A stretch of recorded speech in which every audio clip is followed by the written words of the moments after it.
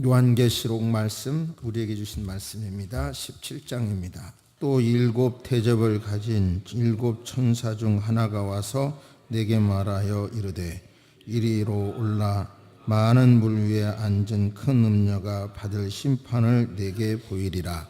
땅의 임금들도 그와 더불어 음행하였고 땅에 사는 자들도 그 음행의 포도주에 취하였다 하고 곧 성령으로 나를 데리고 광야로 가니라.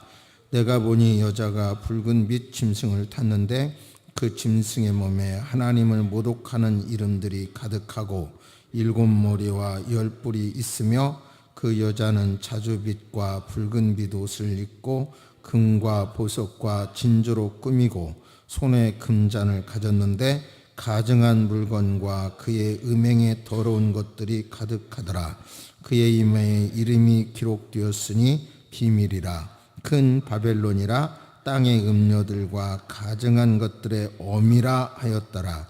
또 내가 보매 이 여자가 성도들의 피와 예수의 증인들의 피에 취한지라. 내가 그 여자를 보고 놀랍게 여기고 크게 놀랍게 여기니. 아멘.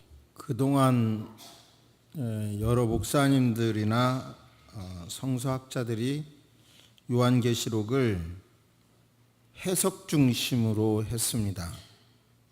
요한계시록은 어쩔 수 없이 여러 해석을 할 수밖에 없거든요. 그러니까 수많은 논쟁이 일어나고 결국은 어떤 심각한 이단 사상도 나오기도 하고, 또 한편으로는 어떤 경각심이랄까 이런 것마저 잃어버리게 하는 그런 현상이 나오는데요. 저는 많이 고민하다가 여러 해석 중 한 해석은 선택할 수밖에 없고, 더 중요한 것은 어떤 해석을 하더라도 지금 이 시대에 우리가 무엇을 해야 하는지, 하나님께서 무엇을 하기를 원하는지에 초점을 두어서 요한계시록을 강의하고 있습니다. 어떻게 보면 새로운 시도이겠는데 제가 해보니까 이렇게 해야 성경의 뜻을 온전히 담아낼 수 있겠다는 생각을 합니다. 오늘 또 말씀의 은혜가 되시기를 주의 이름으로 축복합니다. 하나님께서는 인간에게 종교성을 주셨어요. 그래서 과학이 아무리 발달해도 인간은 어디서 왔지? 어디로 가지? 어떻게 사는 것이 잘 사는 거지? 인생이란 뭐지? 또 죽은 다음에는 어디로 가지? 이런 문제를요, 정말 본질적인 문제는 진리 안에서만 답을 찾도록 돼 있어요. 과학 이런 데서는, 철학 이런 데서는 온전한 답이 없어요. 그런데 저는 정말 많이 고민한 이야기니까 이 틀을 가지고 수많은 사람들의 주장을 들어보시고 정리해 보세요. 저는 개인적으로 우리나라의 전래된 종교가 고등 종교인 것을 감사해요. 그러니까 고려 때는 아시는 대로 불교, 조선 때는 아시는 대로 유교, 개화기의 기독교는 모두 다 종교학적으로 고등 종교로 분류하거든요. 하등 종교가 와서 물론 우리나라 전통적으로 샤머니즘이 굉장한 영향력을 미치지만 정말 잘못되지 않도록 한 것이 너무너무 감사하고요. 더 감사한 것은 이렇게 종교가 계속 영향력을 미치고 있음에도 종교 간에 전쟁이 없다는 게 얼마나 감사한 일인지 몰라요. 우리나라 안에. 그러니까 타 종교에 대해서 우리는 그 종교의 좋은 점, 그 종교가 이 사회에 유익을 제공하는 것을 인정해야 돼요. 그래야 전쟁 없어요. 제가 변질된 신앙인이 아니에요. 예를 들어서 기독교의 십자가의 의미나 상징, 불교의 연꽃은 상징은 어떤 면에 상당 부분 똑같다고는 아니고요. 상당 부분 겹치는 부분이 있어요. 그런 점을 인정해야 돼요. 그래야 싸움이 안 나요. 단 절대로 하지 말아야 할 것은 종교 통합은 안 돼요. 교리적 통합은 모두가 죽는 일이에요. 그리고 기독교인의 입장에서 종교 통합은 이제 엄청난 문제를 가져오니까 그것은 하면 안 돼요. 그런데 또 기독교 안에서도 끝이 다른 이단이 있고요. 기독교 안에서도 바로 형태는 비슷하지만 성경이 말한 완전히 다른 종교가 있어요. 또 기독교 안에서도 이단이라고 할 수는 없지만 어떤 엑스타시한 이런 감정에 초점을 둔 신앙 굉장히 위험해요. 그러면 정말 정상적인 종교란 뭐냐? 잘 들으시길 바랍니다. 종교가 마약이라는 말이 있어요. 마약이라는 유명한 말이 있잖아요. 종교가 마약이다. 어떤 면에 경고로 들어야 할 말이에요. 예를 들어 제가 며칠 전부터 심각한 통증에 지금 시달리고 있는데요. 굉장히 스트레스 받을 일이 하루 있었고 그 일을 하고 난 다음에 어느 분이 오딱을 먹으면 아주 몸에 힘이 난다고 그래서 황금 오딱은 부장이 없다고 해서 그걸 먹고 그날 아침에 약간 상한 국을 먹고 이 세 가지가 그리고 약을 복잡해서 두 가지를 섞어 먹는 네 가지가 이루어진 다음에 배 통증이 있어요. 병원에 가서 위장약 종류를 먹었는데 제가 옛날에 그 대상포진 귀로 앓을 때 같은 통증이 다른 귀 쪽에 계속 오는 거예요. 그래서 진통제를 먹다가 약국에 가서 떨어져서 진통제를 좀 주세요 그랬더니 그 상태를 말했더니 그 약사 참 고맙대요. 그 진통제로 큰 병 키우지 마세요.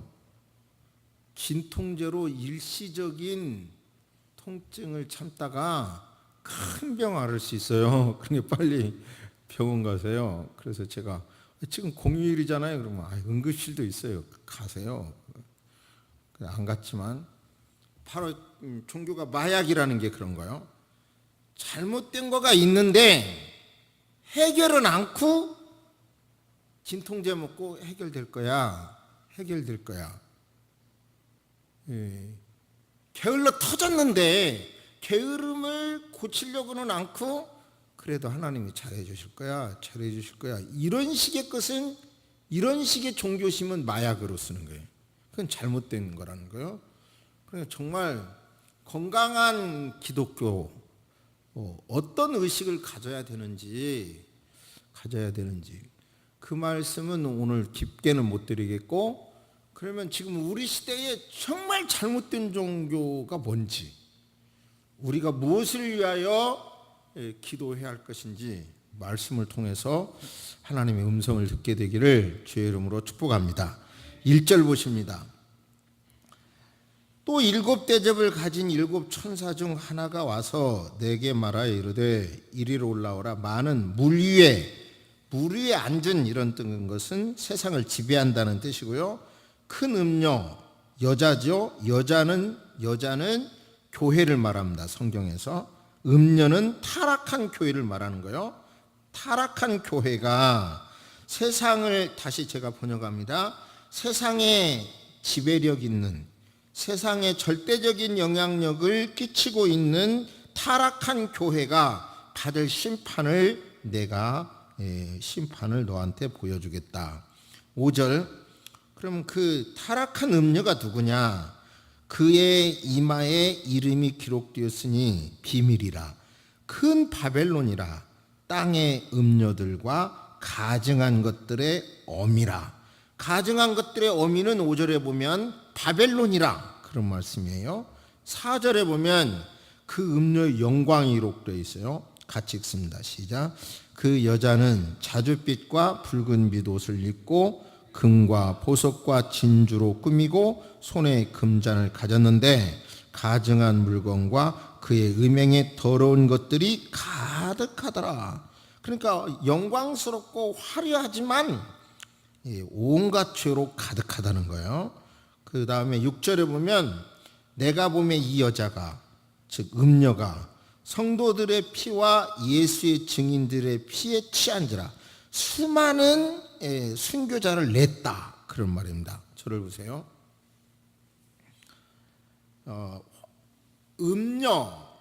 음녀가 있고 그 음녀는 세상 권력과 밀착되어 있고 그래서 온 세상에 영향력이 있고 그러면 그 음녀의 시조는 누구냐? 바벨론이다. 그러면 이 바벨론에 대해서 우리는 이제 바벨론으로부터 이 종말 시대의 최고의 음녀가 누군가 다시요 교리적으로 타락하고 세상과 연합하고 그런 흐름을 우리는 추적해 봐야 할 것입니다. 창세기 10장 말씀 보십니다.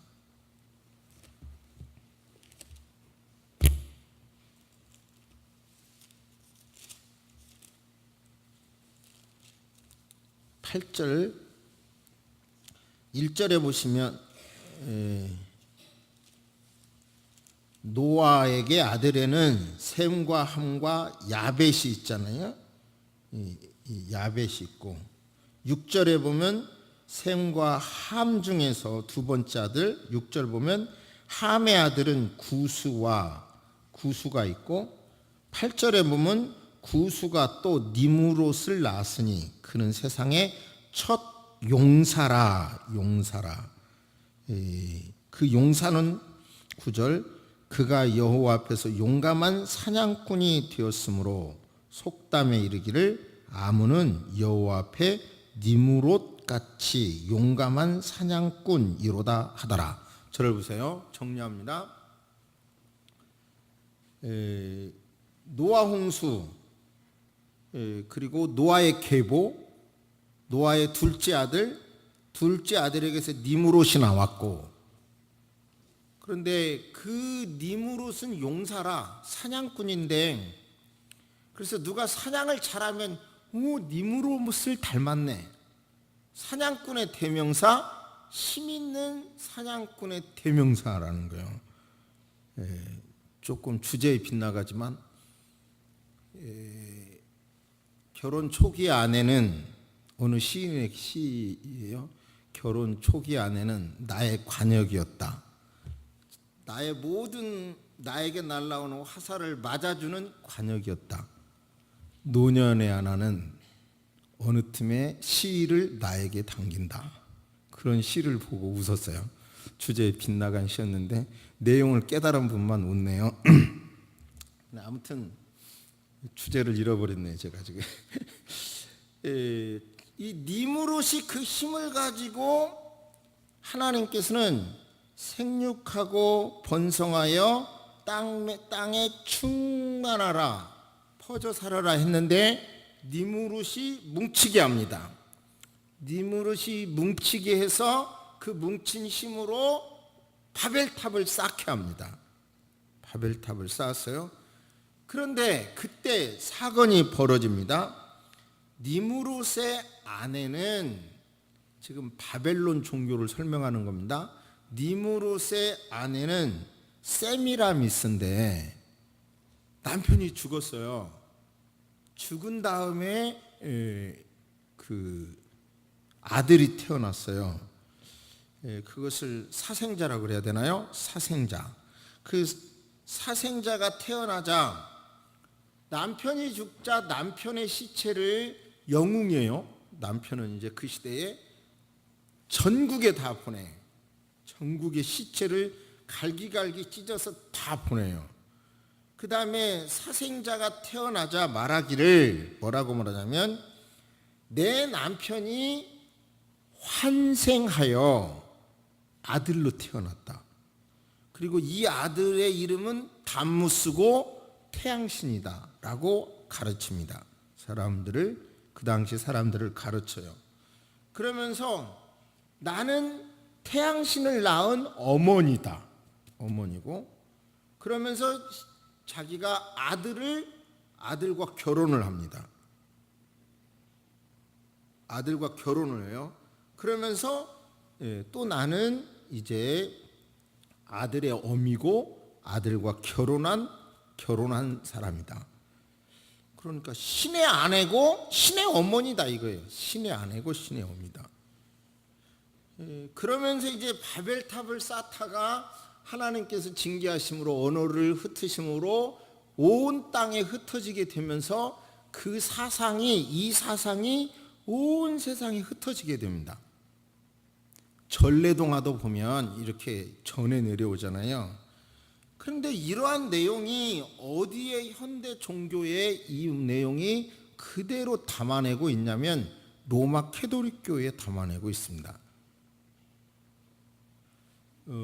조심스러운 얘기인데요. 그런데 마리아에 대해서 1931년에는 마리아는 하나님의 어머니라고 했고 1894년 교황 비오 9세는 마리아는 죄 없이 잉태되었다. 마리아 무죄 잉태서를 발표했고 1917년에는 은총의 중재자라고 말했고 그때 한 신학자가 가나 혼인잔치에서 포도주가 떨어졌을 때 어머니가 부탁하니까 주님이 들어주셨잖아요. 그러니까 기도를 어머니에게 기도하는 게 효과적이에요. 이런 논리를 세워요. 그래서 그 사람은 굉장한 영광을 얻습니다. 1950년 마리아는 하늘로 승천했다고 주장을 하고 1951년 마리아의 몸은 썩지 않고 있다고 주장을 하고 62년에 마리아의 종신 처녀서를 주장하고 우상 숭배하지 말라 만들지 말라는 계명을 철폐하고 10계명 10번째 계명을 둘로 나눠서 10계명을 만듭니다. 자, 그러니까 여기서 보면 음녀의 종교는 성경은 명확하게 바벨론이라고 말했고 그 바벨론의 영향이 바로 하나님을 대항하다가 흩어졌고 거기에서 니무롯과 지금 세라미스의 얘기가 그대로 로마 캐톨릭 교회에 나왔으니까 정말 우리는 종말이 될수록 크다고 외모가 화려하다고 그냥 좋게만 볼 것이 아니라 정말 그 신앙의 근거를 잘 살펴봐야 된다. 그런 말씀입니다. 두 번째, 우리 시대에 이렇게 음녀의 모습은 이렇게 종교와 신앙이 결합해서 영향력을 미친다고 했어요. 그러면 제 입장에서 종교와 타락한 교리와 정치 세력이 묶여져서 영향력을 미치는 것이 우리가 살고 있는 이 시대의 가장 강력한 힘 중에 종교 중에 하나가 북한이라고 생각해요. 여러 번 말씀드렸잖아요. 북한의 그 사상은 세계 종교 학회에서도 종교로 본다고, 더군다나 세계 10대 종교로 본다고. 이게 낯설게 여겨지면 안 돼요. 그래서 그 사상을 자세히 우리가 살펴보면 기독교 안에 그 10계명이 있는데 10계명을 완전히 북한식으로 바꿔놔요. 그러니까 우리가 성부, 성자, 성령님을 완전히 하나님으로 완전히 섬기듯이 김일성을 완전히 섬기고요. 그리고 생명 얻는 방법도 바로 공산주의를 통해서 얻을 수 있다라고 하는 것을 완전하게 이렇게 하고 있어요. 그 사상에 우리는 지금 바로 북한을 대응하고 있는 것입니다. 그 10가지 사상에 대해서 제가 좀 요약해서 말씀을 드리고 싶은데요. 그냥 쉽게 정리하면요, 온통 김일성이에요. 제1조 위대한 수령 김일성 동지의 혁명 사상으로 온 사회를 일색화하기 위하여 몸바쳐 투쟁하여야 한다. 2조 위대한 수령 김일성 동지를 중심으로 높이 우러러 모셔야 한다. 제3조 위대한 수령 김일성 동지의 권위를 절대화해야 한다. 4조 위대한 수령 김일성 동지의 혁명 사상을 신념으로 삼고 수령님의 교시를 신조화하여야 한다. 제5조 위대한 수령 김일성 동지의 교시 집행에서 무조건성의 원칙을 철저히 지켜야 한다.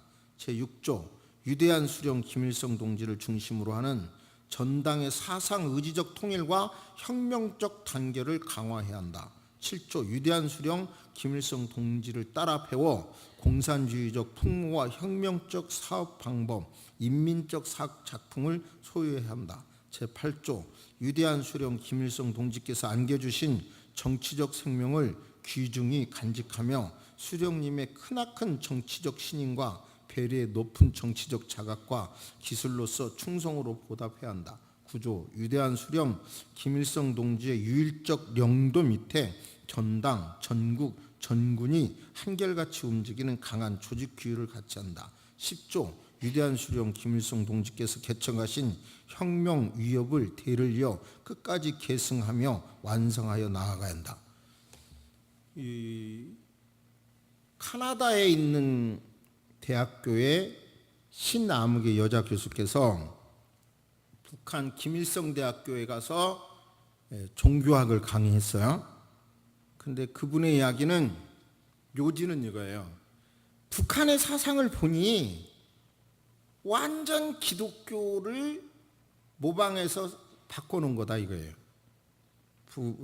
북한에 우리가 하나님 그러면 여기는 김일성, 교회 그러면 공산당, 삼위일체 그러면 새생명 이런 것식으로 우리의 십계명 이렇게 다 바꿔놨기 때문에 이 통일시대에 가면 기독교와 이 공산주의가 주체 사상이 대화할 수 있다 이래. 그러니까 완전히 틀리기 같으면서 비슷하면서도 완전히 바꿨기 때문에 제가 몇 주 전에 버드나무 노래 주보 일면에 썼잖아요. 거기 버드나무에다가 완전히 기독교 신앙으로 보면 얼마나 멋있는 내용이에요. 그러니까 북한의 노래를 다 김일성을 찬양하는 데다가 성부 하나님, 성자 하나님으로 바꿔놓으면 완벽한 찬양인 거예요. 완벽한 찬양곡이에요. 그러니까 그 교수는 그걸 말하는 거예요. 자, 정리합니다. 지금 우리는 종말이 왔다라고 주장하는 분이 있어요. 지금이 왔다, 오고 있다, 곧 온다. 어느 쪽이 맞든 지금 현재 우리에게 기회가 있을 때 우리의 기독교인들은 뭐냐면 복음을 땅끝까지 전해야 되고 더군다나 세계의 유일한 분단 조국에 사는 사람으로서 북한에서 이렇게 마음껏 예배하지 못한다고 하니까 바로 그곳에서 예배할 수 있도록 기도하는 것은 우리의 사명인 거예요. 할렐루야. 그러면 우리가 해야 할 일은 이렇게 타락한 교리로 사람을 지배하는 아까 말씀한 그런 종교도 있고 그리고 북한의 주체 사상 종교도 있다면 우리는 사명을 가지고 그 속에 가서 복음을 전도할 날을 기대하면서 준비하는 것이 우리의 일이다 그런 말이에요. 할렐루야. 할렐루야. 이제 저는 정치적인 얘기를 안 하지만 이 통일 문제에 대해서는 나름대로 너무 절박해서 말씀드리는 것을 양해해 주시고 그러니까 야당에서 하시는 주장도 잘하고 있다고 생각을 하고요. 또 여당의 주장도 잘하고 있다고 생각을 해요. 저는요 개인적으로. 근데 한 가지 제가 그 남북 정상회담 하는 날을 자세히 여러 차례 TV를 보면서 느낀 것은 김정은이 있잖아요. 첫째, 국방위원장으로 나온 게 아니고 국무위원장으로 나왔다는 게 대단한 사건이에요. 국방위원장은 북한은 선군이라 그래가지고요. 군대가 우선이에요. 그런데 이제는 국방이 아니라 국무로 나왔다는 것은 어떤 민간적인 이런 통치 개념으로 온 거예요. 단순히 군대 문제로 나온 게 아니고. 그리고 그 사람의 행동을 자세히 보니까 뭐 그렇게 국제의 지도자로서 품격이, 죄송합니다만 뭐 고모부 죽이고 형 죽이고 그래서 그랬더니 전혀 품격이 모나지거나 튀지 않는다는 사실에 저는 놀랬고요. 그리고 바꿔놓고 생각을 해보면 내가 북한 통치자라도 북한이 살아남기 위해서는 핵을 빨리 만들어야 되고, 핵을 만든 다음에 나한테 이걸 요구해 주시오, 요구를 해야 먹히지, 그거 없이는 누가 내 말 들어줄까. 그러니까 북한의 입장에서는 그것도 나 핵 폐기할게요, 우리 살게 해주세요, 우리 체제를 인정해 주세요, 이 말을, 그 말도 진정성이 있어 보이기도 하더라고요. 그때부터. 제 순수한 사견이에요. 그러니까 여러분도 나라를 위해서는 정말 정치적인 개념을 통해서 통일을 위해서 기도해요. 특별히 저는 자유가 있는 통일을 하자고 주장하잖아요.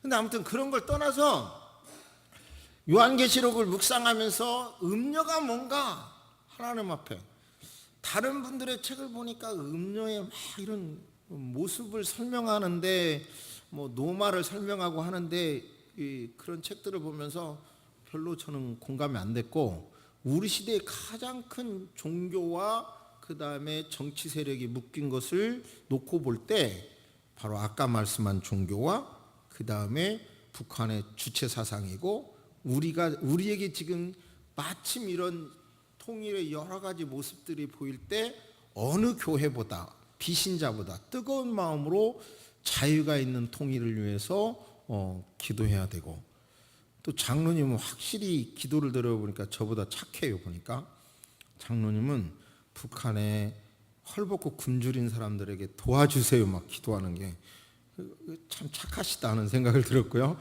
저는 괜히 핵은 폐기 안 하고 핵은 폐기 안 하고 돈만 줄까 걱정을 하고 있는데 기도를 들어보니까 착하시다는 생각을 또 했는데요. 아무튼 정말 나라를 위해서 기도할 때고, 북한에도 전도해야 될 기회가 우리에게 오도록 기도해야 할 때입니다. 할렐루야, 할렐루야. 아무튼 우리 모두 다 정말 기독교는 이론이 아니라, 몇 주 전에 설교했잖아요. 기독교는 정말 잘못된 게 자꾸 명사 중심으로 설명하려고 갔다. 근데 기독교의 성경의 핵심은 뭐냐면, 성경이 가르쳐준 기독교는 동사 중심이다.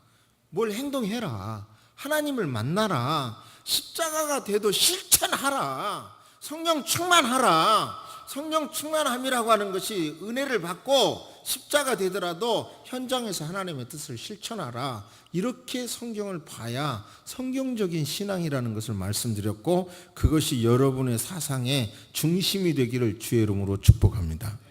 확실한 것은요, 세서만 교회가 대형 교회는 아니어도 확실한 것은 이렇게 성경적으로 성경이 말하는 사상을 제대로 설교한다면 이것은 양이 아니라 질적인 차원에서 어느 시점에서 분명히 하나님께 저는 쓰임 받는다고 확신합니다.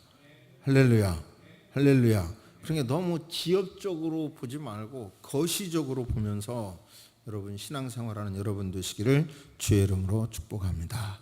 아멘. 묵상하시겠습니다. 하나님 아버지, 제가 이번에도 대신방을 하고 느낀 것은 새소망 성도 여러분들이 다 거의 대부분 나름대로 행복한 가정을 꾸려가고 있다는 것입니다. 이 세상에 전체적으로 드러내놓고 보면 비율적으로 비교가 안 될 정도로 안정된 가정, 행복한 가정을 꾸미고 갖고 가고 있음에 진실로 감사를 드립니다. 주님, 기도하는 것은 이 가정의 달에 아버지여 힘들더라도 아버지여 가정을 더 챙기고 더 어루만져 드리고 섬기는 새소망의 식구들이 되게 하여 주옵소서.